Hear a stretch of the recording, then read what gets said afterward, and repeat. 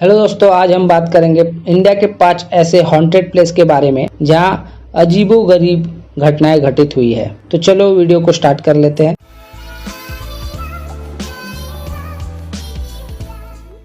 देखते हैं haunted number 1, कुलधारा। कुलधारा भारतीय राज्य के जैसलमेर डिस्ट्रिक्ट में सिचुएटेड है। यह एक शापित और रहस्यमयी गांव है और इसे भूतों का गांव भी कहा जाता है। इस गांव का निर्माण अराउंड 13th सेंचुरी में पालीवाल ब्राह्मणों ने किया था।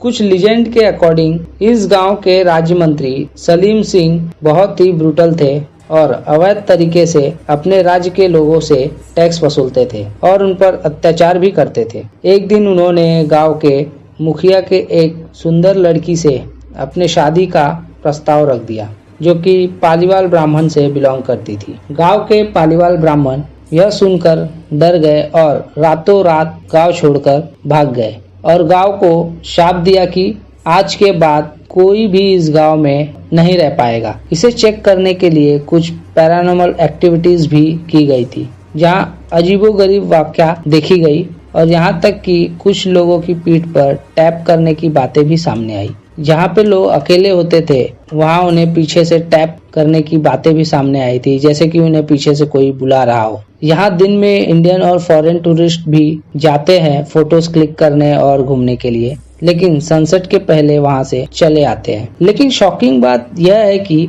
इस गांव में अभी भी सारे मंदिर और घर इतने सालों के बाद भी उसी तरह सही सलामत है, किसी को कुछ नहीं हुआ है। अब देखते हैं हॉन्टेड नंबर 2, भानगढ़।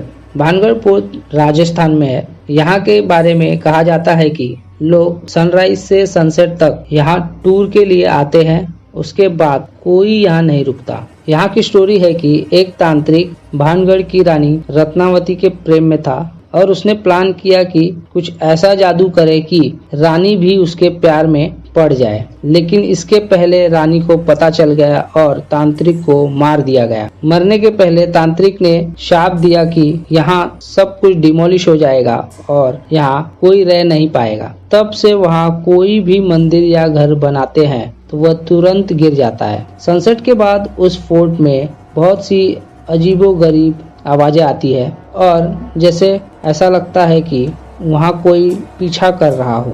अब देखते हैं haunted number 3, Delhi cantonment. Delhi cantonment Delhi का एक बहुत ही खूबसूरत शहर है, लेकिन रात में यहाँ जाना आना खतरे से खाली नहीं है। यहाँ कहा जाता है कि रात में एक लेडी पूरे व्हाइट कपड़े में घूमती रहती है और आने जाने वाले सभी व्हीकल्स वालों से लिफ्ट मांगती है। माना जाता है कि अभी तक जिन्होंने भी लिफ्ट दिया है कभी वापस नहीं लौट कर आए और जिन्होंने लिफ्ट नहीं दिया है उनके गाड़ी के विंडो के सामने सेम स्पीड से उनका पीछा करती है जब तक दिल्ली कंटोनमेंट का बॉर्डर क्रॉस नहीं हो जाता। अब हम देखते हैं हॉन्टेड नंबर 4, मुकेश मिल। मुंबई में स्थित मुकेश मिल 1870 में बनाया गया था, जो कि एक भयंकर आग लगने के कारण 1980s में बंद कर दिया गया। वो मिल अब खंडहर हो चुका है। वहाँ पे बहुत से पैरानॉर्मल एक्टिविटीज भी देखे गए हैं। वहाँ पे कई बॉलीवुड फिल्म्स की शूटिंग भी हो चुकी है।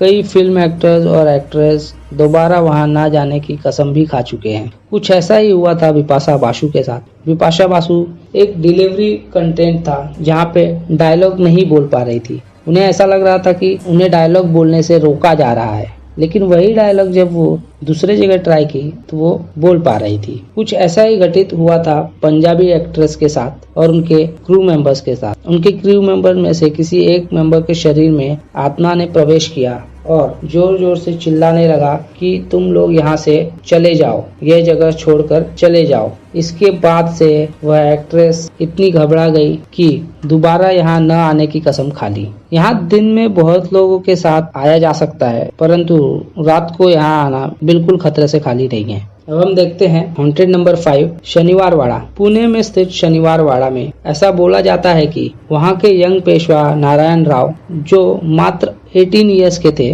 उन्हें उनकी आंटी आनंदीबाई के कहने पर साजिश करके उन पर अटैक कर दिया गया। यंग पेशवा अपनी जान बचाने के लिए अपने अंकल रघुनाथ राव को बुलाने लगे और उनकी ओर भागने लगे, लेकिन अंकल तक पहुंचने से पहले ही उन्हें मार दिया गया। आज भी वहां रात को जोर जोर से आवाज आती है कि काका मला वाचवा, अंकल मुझे बचाओ। दिन में तो वहाँ कुछ भी नहीं लगता, वहाँ आप घूम सकते हैं, परंतु रात को यह बहुत ही डरावना हो जाता है। तो आपको हमारा वीडियो कैसा लगा कमेंट करके जरूर बताइएगा। मिलेंगे नेक्स्ट वीडियो में और भी अमेजिंग फैक्ट्स और कहानियों के साथ।